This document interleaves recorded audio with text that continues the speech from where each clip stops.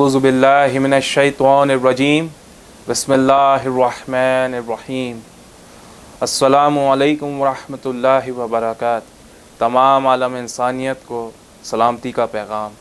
अल्लाहुम्मा सल्लि अला मुहम्मदिन व अला आलि मुहम्मद कमा सल्लैता अला इब्राहीम व अला आलि इब्राहीम इन्नका हमीदुम मजीद। अल्लाहुम्मा बारिक अला मुहम्मदिन व अला आलि मुहम्मद कमा बारकता अला इब्राहीम व अला आलि इब्राहीम इन्नका हमीदुम मजीद। मैं सैयद आदिल चिश्ती फ़र्जन सैयद सरवर चिश्ती गद्दी नशीन खादिम हुज़ूर ख्वाजा खाजगान हज़रत ख्वाजा सैयद मुईनुद्दीन हसन चिश्ती सुमुल अजमेरी अजमेर शरीफ साहब से मुखातिब हूँ। देखें, पिछले एक महीने से हिंदुस्तान में एक डिस्टर्बेंस चल रहा है। एक तरीके से आप अलैहिस्सलाम के नामूस को लेके जो नुपुर शर्मा ने एतराज़ात उठाए थे, तो हिंदुस्तान के हर सूबे से, हर शहर से, अल्हम्दुलिल्लाह अजमेर शरीफ से भी प्रोटेस्ट हुआ। सिर्फ ना सिर्फ प्रोटेस्ट हुआ, प्रोसेशन भी हुआ, और सिर्फ पूरी दुनिया में प्रोटेस्ट और प्रोसेशन हो रहा है और मज़म्मती बयान दिए जा रहे हैं नुपुर शर्मा के ख़िलाफ़। लेकिन मैंने जो एक चीज़ इन सब प्रोटेस्ट प्रोसेशन में महसूस की, वो ये की कि हम मुसलमान सिर्फ जज्बाती डॉक्ट्राइन को लेके चल रहे हैं। हम सिर्फ जज्बात से काम ले रहे हैं, हम बड़ी बड़ी रैलीज़ कर रहे हैं, हम अपनी तादाद दिखा रहे हैं, अपना एग्रेशन दिखा रहे हैं, विच इज़ रियली ग्रेट, बहुत अच्छी बात है। लेकिन जो नुपुर शर्मा ने एतराज़ उठाए, उसका इल्मी जवाब भी तो देना चाहिए था। किसी स्कॉलर को, मैं नहीं जानता है कि इंडिया में किसी स्कॉलर ने उसका जवाब रिकॉर्ड करवाया हो या ऑन मीडिया के बड़े बड़े प्लेटफॉर्म पे दिया हो सकता है दिया भी हो, मेरी नज़र से मैंने शायद नहीं देखा हो। लेकिन होना यही चाहिए था कि जो 3 एतराज़ उसने नुपुर शर्मा ने उठाए, उसका मुदल्लल जवाब देना चाहिए था। देखें, ये एक महीने की पुरानी बात है। एक लाइव डिबेट में नुपुर शर्मा एक मौलाना साहब से डिबेट कर रही थी ज्ञान वापी मस्जिद को लेके, जहाँ जो वज़ू खाने में जो कहते हैं शिवलिंग मिला, जो एक फाउंटेन को वो शिवलिंग कह रहे हैं ये लोग, तो उस पर बहस चल रही थी। तो रीबटल करते हुए नुपुर शर्मा ने ये कहा कि फिर तो मैं वो बात भी लाना चाहूँगी कि उड़ने वाले घोड़े हैं तुम्हारे दीन में। फिर उसने कहा कि तुम्हारा कुरान कहता है कि अर्थ फ्लैट है। फिर उसने कहा, मैं कोट करके बता रहा हूँ एज इट इज़, फिर उसने कहा आयशा की 6 साल में जो शादी हुई मैं उसको भी लाऊंगी। यानी कि उसने सैयदा आयशा रज़ी अल्लाह ताला अन्हा की जो हुज़ूर अलैहिस्सलाम के साथ अक़्द हुआ, निकाह हुआ, उस पर उंगली उठाई। उसने कहा कि हमारे कुरान में, हमारी आइडियोलॉजी में, इस्लाम में जो है अर्थ को फ्लैट के कहा माना गया है। और उसने ये भी कहा कि उड़ने वाले घोड़ों का तस्करा है। तो होना ये चाहिए था कि इल्मी जवाब दिया जाए। तो मैंने ये वीडियो बनाने का मकसद यही है कि इन प्रिसाइज, इन नटशेल जो है, मैं उसके इस एतराज़ को आसान तरीके से जवाब दे सकूँ, इन तीनों का सीक्वेंस वाइज। देखें, सबसे पहले जो पहला एतराज़ उस लेडी ने उठाया वो ये था कि उड़ने वाले घोड़े। तो देखें, कुरान में कहीं भी उड़ने वाले घोड़े का कोई ज़िक्र नहीं मिलता है। ठीक है, हाँ, बुखारी मुस्लिम में एक हदीस है, आप अलैहिस्सलाम जब खाना काबा शरीफ से बैतुल मक़दस गए, बैतुल मक़दस, तो आपको एक जन्नती सवारी आई जिसे बुराक कहते हैं, आप उस पर सवार हुए और वो एक कदम वहाँ रखती थी जहाँ हमारी निगाह आखिरी तक देख सकती है, जहाँ हमारी निगाह की इंतहा है, वो उसका एक पहला कदम वहाँ पड़ता था। ये एक्सप्लेनेशन उसकी तफसीर में आया है।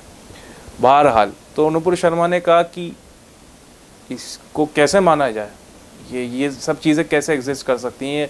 तो देखें, पहली बात तो ये फ़िज़िकल वर्ल्ड की बात ही नहीं हो रही है।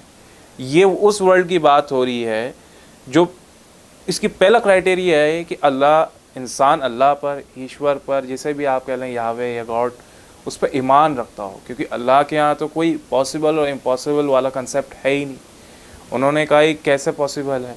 तो ये फ़िज़िकल वर्ल्ड की बात ही नहीं हो रही है, उस दुनिया की बात ही नहीं हो रही है जो फ़िज़िकल लॉज से चलते हैं। ये अलग ही दुनिया की बात हो रही है। रही बात, अगर नुपुर शर्मा फिर भी इंसिस्ट करें कि ये पॉसिबल ही नहीं है कि उड़ने वाले घोड़े होते हैं, तो नुपुर शर्मा हिंदू हैं, जहाँ तक मैं जानता हूँ, है ना। नुपुर शर्मा हिंदू हैं, तो मैं उनसे एक सवाल करना चाहता हूँ नुपुर शर्मा से कि 333 करोड़ खुदाओं का एग्जिस्टेंस फिर कैसे माना जाएगा? ये कैसे लॉजिकल है? एक खुदा का तो समझ में आता है जिस पे पूरी इंसानियत का इजमा है, हम कलेक्टिवली तमाम इंसान, चाहे वो किसी भी रिलीजन के हो, एग्जिस्टेंस ऑफ गॉड पे जो एब्सोल्युटली वन है, वाहिद है, अहद है, उस पे हमारा यकीन है। इंटरप्रिटेशन अलग अलग हैं लोगों के, लेकिन 333 करोड़ खुदा, 333 million gods, a wholesale of gods, उसको कैसे माना जाएगा? और मैं सोचता हूँ अगर इंसान को 1000 साल की भी ज़िंदगी मिले तब भी वो 333 करोड़ खुदाओं को राज़ी नहीं कर सकता, not in a least bit. दूसरी बात, नूपुर शर्मा से फिर मैं पूछूंगा, according to Hindu mythology Vishnu ji के 10 अवतार हैं, 10 अवतार। उनमें से कुछ इंसान, जैसे कहते हैं कि ये इनकारनेशन है, उनमें से कुछ इनकारनेशन इंसानों वाले हैं, उनमें से कुछ इनकारनेशन जानवरों वाले हैं, और कुछ इनकारनेशन ऐसे हैं जो आधे इंसान और आधे जानवर हैं। तो प्लीज़ नूपुर शर्मा मुझे बताएं कि इस 10 अवतार, ये क्या लॉजिकल है, ये प्रैक्टिकल है कि एक भगवान, आप कह रहे हो उसे भगवान है, वो 10 अवतार में आता है, जानवर के अलग रूप में, इंसानों के अलग रूप में, और फिर एक फ्यूजन के रूप में। फिर तीसरा, हनुमान जी, उनका वजूद, उनका एग्जिस्टेंस कैसे साबित करेंगी आप? श्री गणेश जी, उनका एग्जिस्टेंस कैसे साबित करेंगी आप? एग्जिस्टेंस से मेरी मुराद आप समझ जाएं कि वो पूरी तरीके से तो इंसान नहीं थे ना, आप खुद मानती हो आपके भगवान हैं। तो श्री गणेश हो या हनुमान जी हो, do they really do these things sound logical? नहीं। फिर आप मुझे एक बात बताएं, मेरे को जहाँ तक शक हुआ है कि देखें, हिंदू माइथोलॉजी में कई सारी स्कूल ऑफ थॉट, जैसे इस्लाम में स्कूल ऑफ थॉट होता है, हिंदुज़म में फ़िलासफ़ी होती है। तो हिंदुज़म में एक फ़िलासफ़ी है चारवाक फ़िलासफ़ी, जिसे लोकायत फ़िलासफ़ी भी कहते हैं, जो एक ऐसी इंतहा पे जा के पहुँचती है कि वो एथिज़म को एक्सेप्ट कर लेती है, जहाँ नास्तिकता की भी इजाज़त होती है। और ये बात भी मुझे इस किताब the Hindu way by Shashi Tharoor साहब की किताब से पता चला कि ऐसा कोई फ़िलासफ़ी, एक स्कूल ऑफ थॉट है विद इन हिंदुज़म जो नास्तिकता को भी वेलकम करता है और इंडोर्स करता है। तो मुझे लगता है शायद आप उस चारवाक फ़िलासफ़ी से बिलोंग करती हैं जो मिरेकल्स को मानना ही नहीं चाह रही हैं। ये था इल्ज़ामी जवाब कि पहला आप अपनी मैथोलॉजी से प्रूव करो कि ये सारे अवतार, श्री गणेश, हनुमान जी का एग्जिस्टेंस, उनका लॉजिकल होना या उनका जो वजूद है वो सही, ये कैसे पॉसिबल है। और देखें, अब मैं बात करता हूँ खुदा की कुदरत की, अल्लाह के बनाए हुए नियम की, जो हम आम ज़िंदगी में जो है इग्नोर कर देते हैं या हम ज़्यादा तवज्जो नहीं देते हैं। देखें, ज़मीन, अर्थ और सूरज के दरमियान जो फासला है, जो फाइन ट्यूनिंग्स हैं कि अगर ज़रा से भी अर्थ थोड़ी दूर होती या थोड़ी पास होती तो जितनी भी ज़ीरो लिविंग ऑर्गेनिज़म है उस जल के ख़राब बर्बाद हो जाते या मर जाते। तो ये फ़ाइन ट्यूनिंग्स जो हैं, साइंटिस्ट कहते हैं कि ये इतनी फ़ाइन ट्यूनिंग्स हैं, ये इतने इतने सूटेबल है लाइफ के लिए, और कि अगर एक बॉल पेन को, इस बॉल पेन को अगर ऐसा रखा जाए यूँ, और वो करोड़ों साल इसी तरीके से रहा है, उससे भी ज़्यादा ये अर्थ जो है बैलेंस्ड है, इससे भी ज़्यादा कि इस पेन को ऐसे रखा जाए और ये करोड़ों साल तक ऐसा ही का ऐसा रहा है, इससे ज़्यादा बैलेंस हमारी यूनिवर्स है। वो कैसे हो गया? All of a sudden, coincidence? ये सब रैंडमली हो रहा है? मुझे ये बताएं। फिर दूसरी बात, ये तो आपने कहा उड़ने वाले घोड़े, उड़ने वाले घोड़े तो बहुत छोटी चीज़ हो गई। आज 21वीं सदी में हमें पता चलता है कि हमारे लाखों साल पुरानी बात है, जब इंसानों का, जिसे आप बायोलॉजी में कहते हैं होमोसेपियंस का वजूद नहीं था अर्थ पे, उससे पहले एक और ऑर्गेनिज्म थे जिसे डायनासोर्स कहते हैं, जो आम इंसान से हज़ारों गुना बड़े थे। उनमें आपको पता है उड़ने वाले डायनासोर्स भी थे, जिनको pterodactyl kind of dinosaurs which flies, इतने बड़े बड़े डायनासोर जो उड़ते थे और इंसानों से हज़ारों गुना बड़े, ये भी अल्लाह की मखलूक थे। फिर अर्थ जो है डिस्ट्रॉय हुई, फिर से इसमें लाइफ जन्म पैदा हुई और इंसानों का वजूद आया, लेकिन इससे पहले डायनासोर्स भी थे। और दूसरी बात ये, एक उड़ने वाले घोड़े से भी बड़ा मौजज़ा वो है कि एक अंडे से एक और मुर्गा पैदा होता है, अंडे के अंदर एक चूज़ा होता है। We are so used to it कि हम इस चीज़ को ओवरलुक कर जाते हैं। या उससे भी बड़ा मौजज़ा ये है कि एक दाना जिसे उगाते हैं वो 6 अरब गुना बड़ा होकर एक दरख्त पेड़ बन जाता है। ये सब मिरेकल्स हैं, ये डे टू डे लाइफ के मिरेकल्स हैं जो अल्लाह हमें दिखाता है, जो अल्लाह की वजूद का हिस्सा है, उसके वजूद का सबूत है, लेकिन हम ओवरलुक कर जाते हैं। तो ये उड़ने वाला घोड़ा तो बहुत ही छोटी चीज़ है। फिर आपको पता है अल्लाह ने, आप एस्ट्रोनॉमी में अगर जाएंगे तो एस्ट्रोनॉमी में किलोमीटर्स और माइल्स पे जो है कैलकुलेशन नहीं होता है, लाइट ईयर्स पे कैलकुलेशन होता है। और आपको पता है स्पीड जो है, लाइट की जो स्पीड है, जो लाइट की रफ्तार है, वो जो है 1 सेकंड में 3 लाख किलोमीटर्स यानी कि 1,86,000 माइल्स कवर करती है। यानी कि अगर देखा जाए लाइट जो है, रोशनी जो है ज़मीन के, अर्थ के 1 सेकंड में 7 चक्कर ला सकती है। और अर्थ का सरकमफ्रेंस है 40,000 किलोमीटर। तो जो लाइट है वो 7 चक्कर ला सकती है विद इन अ सेकेंड अर्थ के। तो ये सब अल्लाह की बनाई हुई चीज़ें हैं, ये सब अल्लाह की कुदरत है अगर हम उसे देखें तो। लेकिन हम ओवरलुक कर जाते हैं, हम इस चीज़ के आदी हो गए हैं। कुछ चीज़ें जो हैं हमें स्पेस के बारे में अब पता चली हैं, और कुछ चीज़ें जो हैं आज भी अनडिस्कवर्ड हैं, और इन द नियर फ्यूचर इंशाल्लाह डिस्कवर्ड होंगी। जितना जितना साइंस तरक्की करेगी, चाहे वो एस्ट्रोनॉमी में हो, बायोलॉजी में हो, केमिस्ट्री में हो, या दीगर किसी भी फील्ड में हो, उससे इंसान खुदा के करीब ही होगा।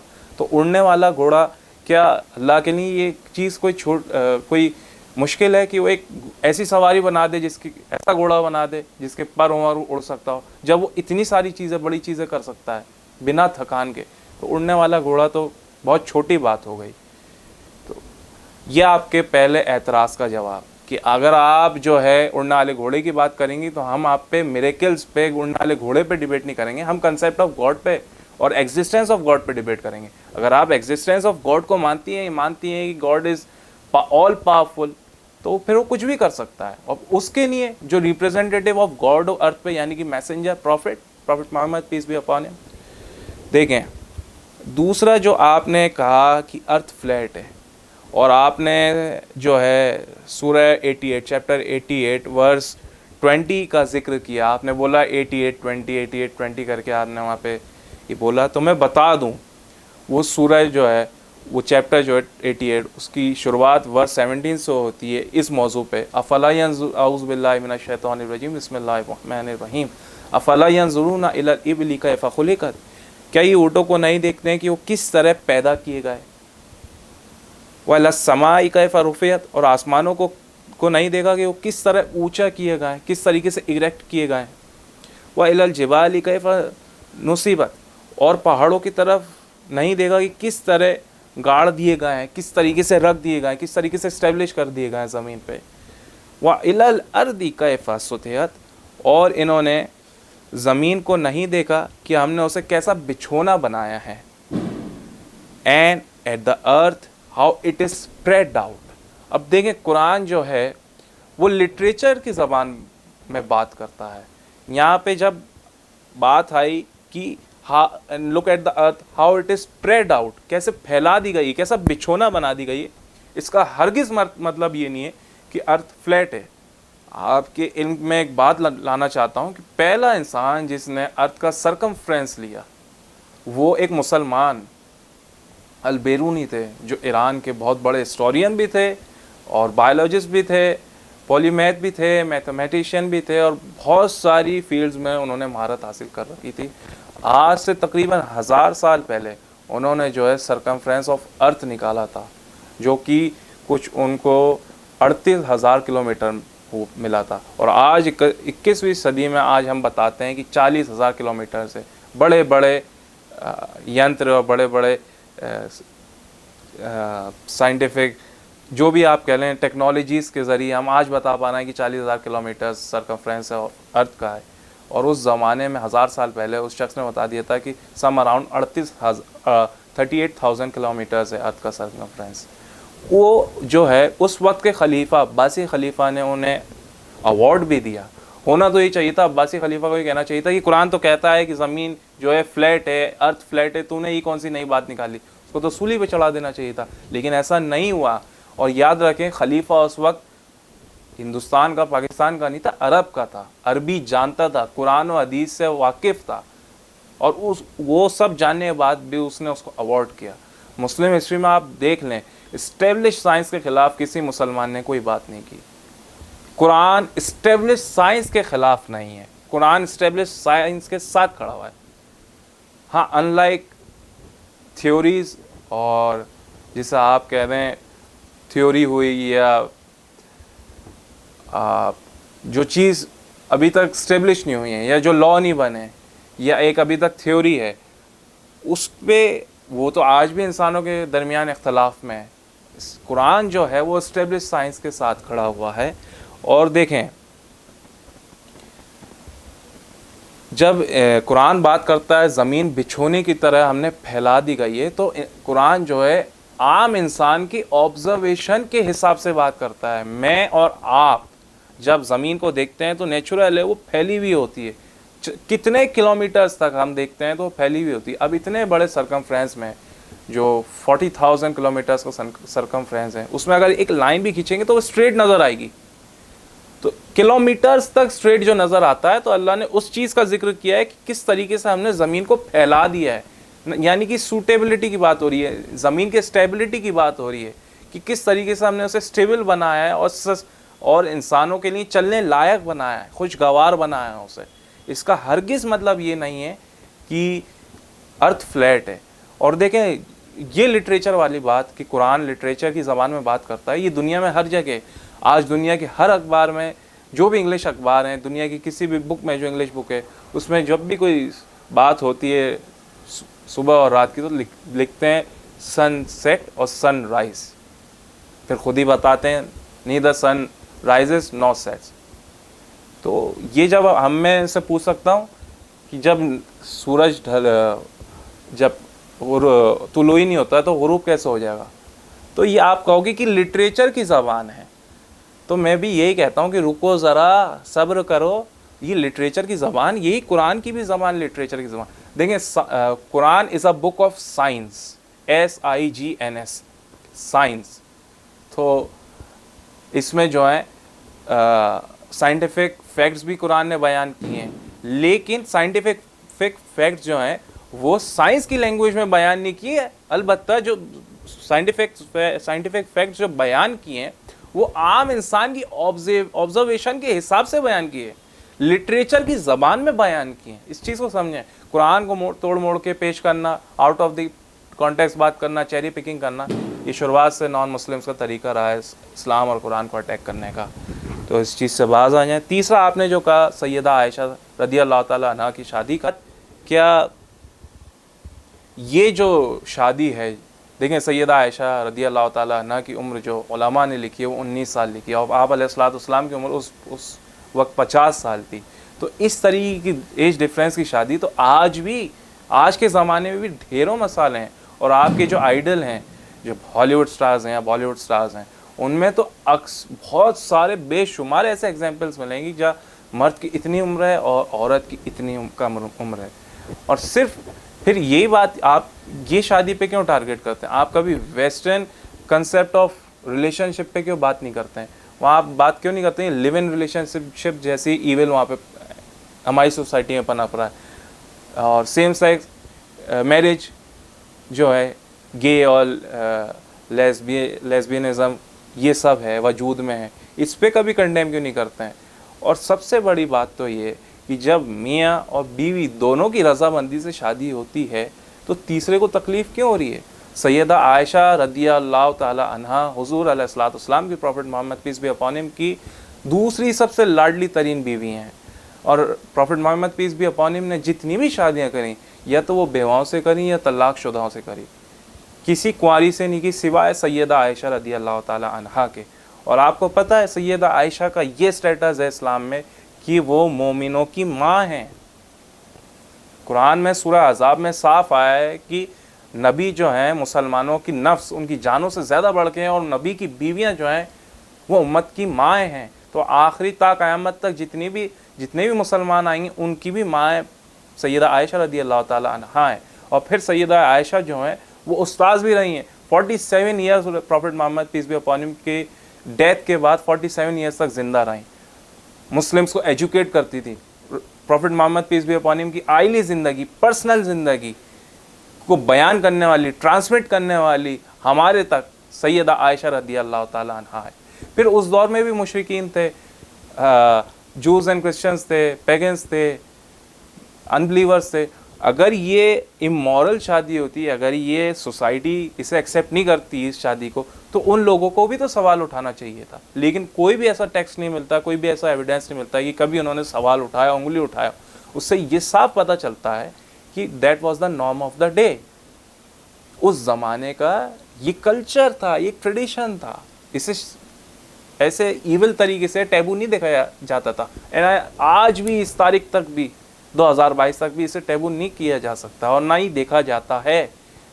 सैयदा आयशा जो हैं हमारी माँ भी हैं, और प्रॉफिट मोहम्मद की जो पर्सनल लाइफ है उनको ट्रांसमिट करने वाली इस उम्मत तक वही हैं। उनसे ही पता चला कि रसूलुल्लाह की घरेलू ज़िंदगी कैसी थी। उन्होंने प्रॉफिट मोहम्मद की जाने बाद आज तक कभी भी प्रॉफिट मोहम्मद के लिए कोई ऐसी बात नहीं कि जिससे शक पैदा हो।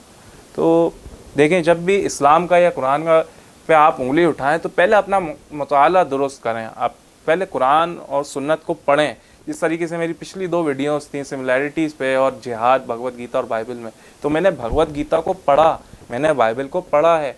तो अगर आपको शौक़ है कि आप कंपैरेटिव रिलीजन में आके बात करना चाहते हो या चाहती हैं, तो पहले सामने वाली रिलीजियस स्क्रिप्चर्स पढ़ें, रिलीजन के स्क्रिप्चर्स पढ़ें, फिर बात करें। आखिरी बात मैं ये कहना चाहता हूँ कि मुसलमानों को चाहिए कि इल्मी रद्द किया जाए। सिर्फ जज्बाती बात करने से कोई फ़ायदा नहीं होगा। यही मेरा पैगाम है। इंशाअल्लाह अगली वीडियो में ज़रूर मिलेंगे।